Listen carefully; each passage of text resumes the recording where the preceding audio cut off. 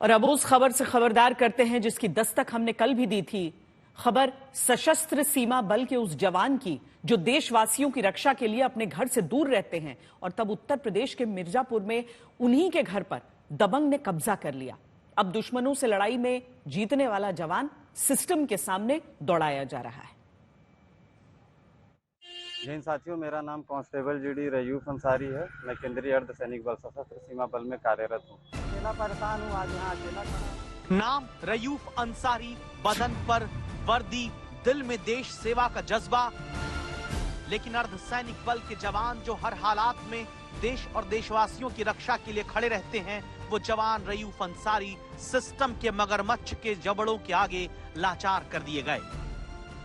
इस सिस्टम के तरीके से, सही तरीके से लड़ते लड़ते 15 लाख रुपए का मैं कर्जदार हो गया हूँ।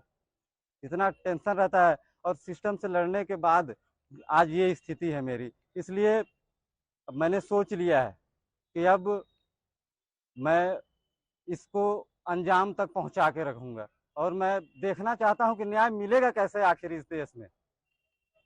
हम सीमा पर डटे हुए हैं, हमारा घर परिवार सब यहाँ किसके भरोसे है? आखिर सरकार ने यहाँ हमारे बच्चों की जवाबदारी और जिम्मेदारी हमारे परिवार की दे किसको रखी है?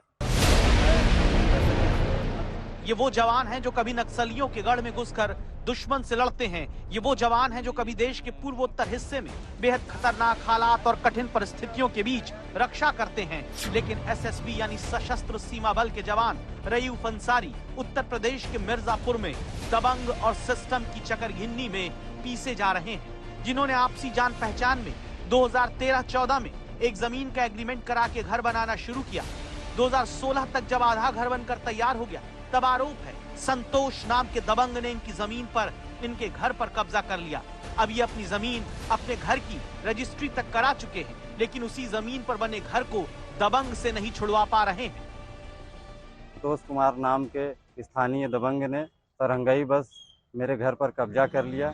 जैसे मुझे उसकी सूचना मिली, मैंने आकर उनसे अपना मकान खाली करने को कहा तो उन्होंने खाली करने से मना कर दिया और कहा कि अगर हाथापाई करेंगे, जोर जबरदस्ती करेंगे तो हम आपके ऊपर ST-SC लगवा देंगे और आपकी नौकरी खा जाएंगे। सर, इस असामाजिक तत्व से लड़ते लड़ते अपने घर को खाली कराते कराते आज 4 वर्षों का समय बीत चुका है। मैं परेशान और हताश हो चुका हूँ। उसने मेरे ऊपर, मेरे घर में घुसने के पश्चात उल्टा मुकदमा चला रखा है। बताइए, मैं अपने ही घर में रहने के लिए मुकदमा लड़ूंगा?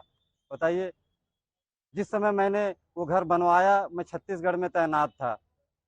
वो इतनी टफ सिचुएशंस का पैसा मैंने उस घर में लगा रखा है। मेरा ज़मीर गवाही नहीं देता है कि मैं अपने ही घर में लगाए हुए पैसे के लिए मुकदमा लड़ूं, उसमें रहने के लिए मुकदमा लड़ूं। सोचिए, ये हालत जब एक जवान की है तो आम आदमी के साथ ये सिस्टम क्या करता होगा। जिन्होंने 2016 में पहली बार अपने ही घर पर इलाके के दबंग के हाथों कब्जा होने के बाद सिस्टम से, सिस्टम के जरिए लड़ने की ठानी। फिर मैंने सोचा सर कि इतना बड़ा अन्याय तो नहीं सहूंगा मैं। जो भी प्रोसीजर होगा वो मैं करूंगा, लड़ूंगा। मैं देखूंगा कि ऐसा कैसे हो सकता है। आरोप है कि फिर सिस्टम ने इन्हें ऐसा दौड़ाना शुरू कर दिया कि पहले कहा कि जमीन की रजिस्ट्री तो करा लो, तब हल निकलेगा।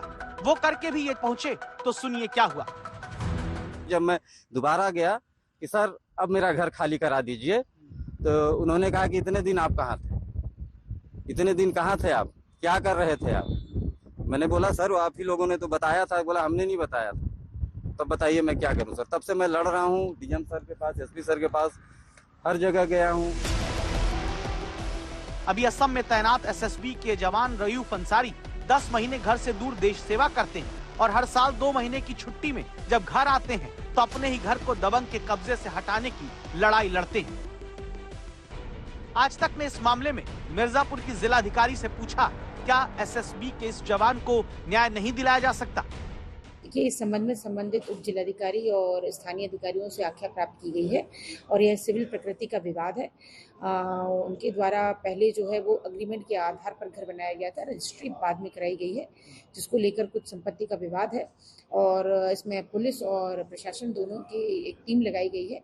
यदि समझौते के आधार पर इनका समाधान हो जाए तो ठीक है, अदरवाइज ये लोग सिविल कोर्ट में जाकर जो भी न्यायिक प्रक्रिया है या सक्षम प्राधिकारी है उससे अपना अनुतोष प्राप्त कर सकते हैं। इतिहास जानता है कि कोर्ट में जमीन के विवाद सालों में नहीं पीढ़ियों में निपटते हैं। तो क्या एक जवान जो 9 साल से थानों के चक्कर काटते रहे, अब उन्हें कोर्ट का चक्कर काटने के लिए मजबूर कर दिया जाए और उस दबंग को छोड़ दिया जाए जो इनके घर पर कब्जा करके बैठा है?